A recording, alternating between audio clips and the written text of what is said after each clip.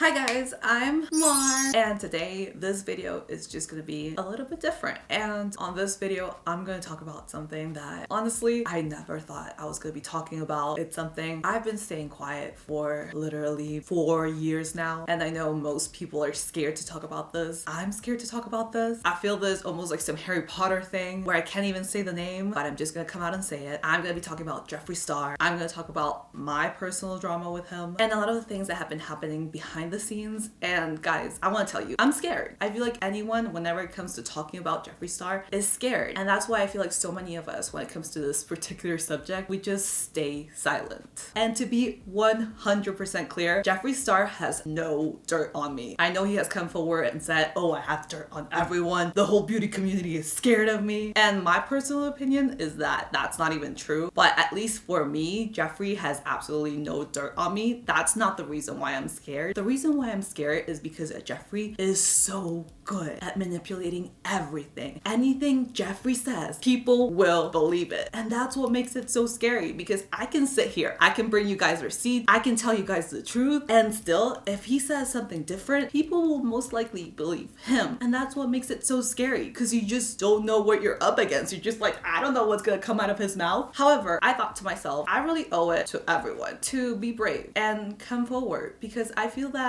if enough of us do it, if enough of us tell our story, you guys might be able to just understand a little bit. I feel like Jeffree has been a really damaging force, not only in the beauty community, but really in the internet as a whole. And I know that a lot of you guys love and support Jeffree, and trust me, I understand. I don't blame you at all. When you see a Jeffree video, you're like, oh my god, this guy's fascinating. He has this certain way with people. He has like this power, and especially when you don't know him. But when you meet him in person, you start to see, and it's really scary. So the beauty community right now has this reputation for being a really toxic place where everyone's just so dramatic, and that's really frustrating for someone who loves beauty, because this reputation is something that didn't really start until Jeffree Star became a part of the beauty community. And I know this for a fact because I was literally one of the first people that Jeffree tried to weaponize and use against someone else for his personal gain. But this video is not about defending anyone. This video is definitely not about canceling anyone. I just want to give you guys some understanding at what goes on behind the scenes. There's so much that you guys don't know about, and really maybe help you guys understand why we shouldn't idolize everyone, why we shouldn't believe everything someone says online. And I also want to stick up for the beauty community, because I want you guys to know that not everyone is bad. In my experience, like 99.9% of the people are so nice. They're nice, they're sweet, they help each other, and I kind of feel like this reputation is unfair. So I've met Jeffree Star many times. I have talked to him, I have sat across tables from him, I have had dinner with him, I have traveled with him, I've gone into the ladies' room with him. I've met Jeffree, okay? So I have seen the effect Jeffree Star has on people. It's like this almost like charm spell-like thing that he has. I have seen it. I have seen it on other people. I have seen it on fellow creators.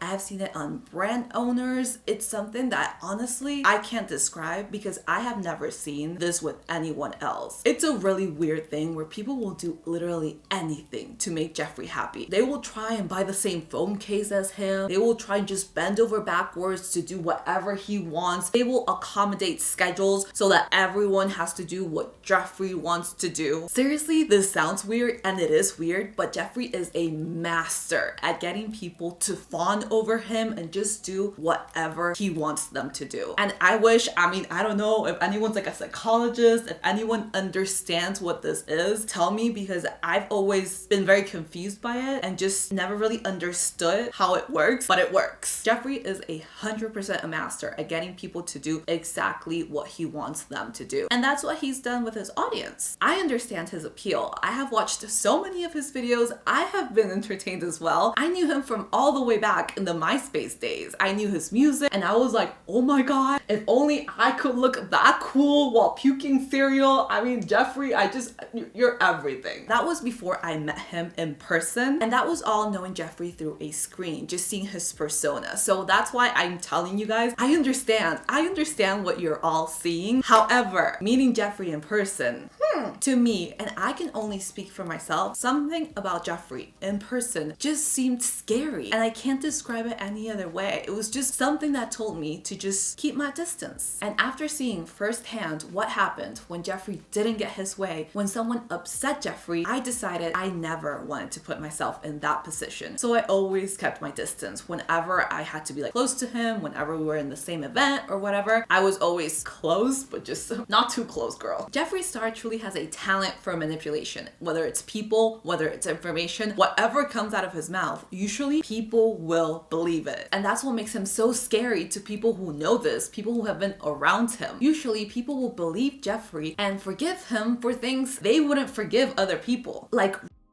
accusing a teen of being a using as an insult, threatening to beat a woman of color up. I mean, the list goes on. You guys know, I don't have to remind you. Any other person that did just one of these things would be in big trouble, would be probably canceled. And I'm not saying Jeffree should be canceled. I'm just saying any person who did this would be. But for some reason, for his behavior, there are no consequences. So I first met Jeffree at an Urban Decay event, and this was in New York. And this was kind of like my first influencer event. I was so excited to go for that, but at the same time, I was so nervous. I mean, I had just moved here from Venezuela. If you guys don't know, I mean, I'm an immigrant. I'm from Venezuela, and I was living in Pittsburgh. So I flew in from Pittsburgh to New York. I was so nervous. I mean, this was gonna be my first time around kind of like influencers, around people in the beauty community, and I was just, I mean, scared. I didn't get a +1 for this event, so it was just little old me. I didn't know what was gonna happen. I didn't know how people were gonna treat me. I didn't know if they were gonna be nice, if they were gonna be rude. I mean, I was just like blank. So I got to this event and I was seated right across from the one and only Jeffree Star. Jeffree Star at this time wasn't really known in the community either. He was just kind of starting his channel, and he was there with Manny and Patrick. I mean, this was clearly a while back. So I made some small talk and I told Jeffree that I loved him from MySpace, and I could tell that he was really surprised to hear that, because back then it wasn't that well known that he was from MySpace. So since I was telling him that, he kind of knew that I meant it. It's not that I just saw that online. He knew that I actually did know him from MySpace. And I think that's when he realized that I would probably be in his corner, because I mean, I was like a follower from MySpace. He was like, this is my girl, she gonna have my back. So after dinner, I talked to a few people at the table. Everyone was very nice to me. I had a good time at dinner. We were all kind of talking. We got up from the table. We were like in a little circle. And I remember in that circle, it was Karen, Shayla, Patrick, Manny, Jeffree, and myself. And they were all talking about like different procedures, like Botox. Jeffree was talking about his veneers, how they're like porcelain honey because he got so much money. And at this time, lip fillers were a really big thing. So I told them that I was thinking about getting lip fillers. And what did they think? Like, should I do it? Should I not? Like, I was a little bit scared. And Shayla replied that she thought I would look good with some lip filler, that she thought it would look better on my upper lip. And everyone agreed. And we just kept talking about like random things, Botox, whatever. I don't know. I didn't think anything of it. I had a great time during my trip. I was so grateful to Urban Decay, and I just kept it moving. So a couple weeks go by, and then I get a tweet that's mentioning me, and it's Jeffree Star. And I'm like, oh my god, Jeffree Star is mentioning me. Yes, girl. And then I read what the tweet said, and I was so confused. It said the girl Shayla was insulting was, and it said my name. And I was like, what? When was I insulted? So I read his previous tweet, and it said that Shayla was bullying me about my appearance, and I never took it that way. And I didn't think he had taken it that way, because he didn't seem bothered at the time. I mean, no one seemed bothered, and I was the one that asked, and they just replied. I mean, I put it out there. It's not like they just volunteered like, oh, your face is so messed up, you better get some lip filler, which is kind of how I felt he was making it seem, but I was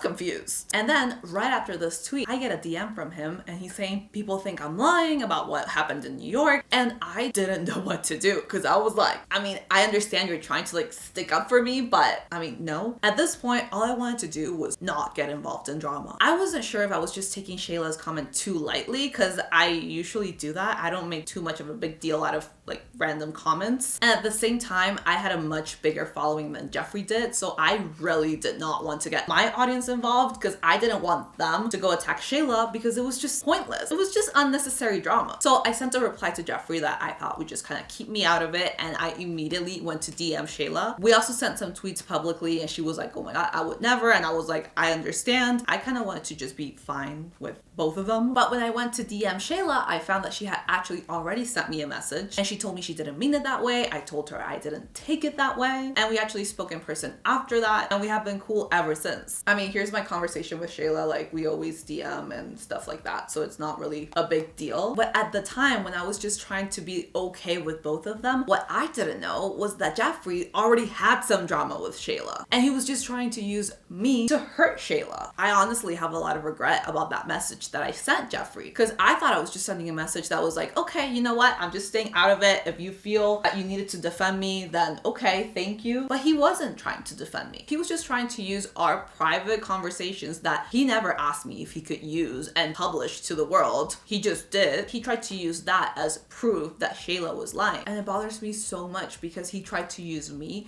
to bring down another woman of color.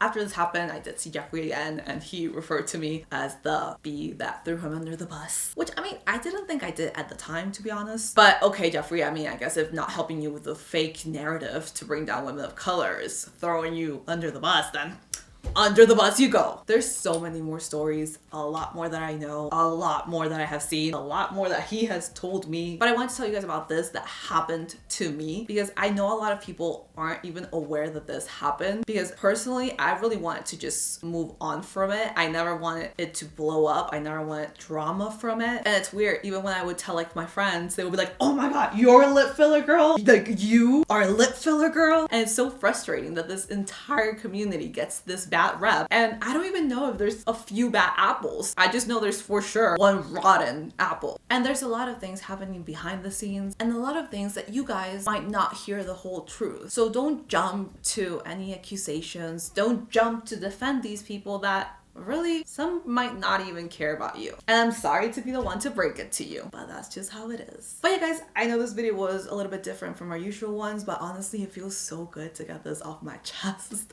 I'm just like, now you know. And you do with this information what you will. But yeah, guys, thank you so much for watching. I love you guys so much. I'll see you on the next one. Bye.